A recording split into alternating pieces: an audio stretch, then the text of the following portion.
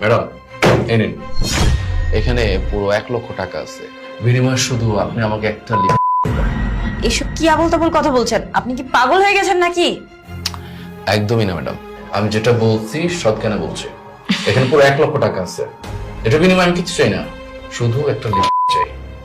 আমার কি মনে হয় মিস্টার ফয়েজ সাহেব, আপনার মনে হয় চাকরিটা করার কোনো ইচ্ছে নেই, তাই না ফয়েজ সাহেব? এই, আরো 1 লাখ দিলাম, এখানে পুরো 2 লক্ষ টাকা আছে। আপনি শুধু এটার বিনিময়ে আমাকে একটা ছোট্ট লিপ করবেন, আর কিচ্ছু না। Out, get out. এত হাইপার কেন হচ্ছেন বলুন তো? রিল্যাক্স রিল্যাক্স, আমি তো বেশি কিছু চাইনি, 2 লক্ষ টাকার বিনিময়ে একটা লিপ চেয়েছি। ও, এমনটা কমন হচ্ছে।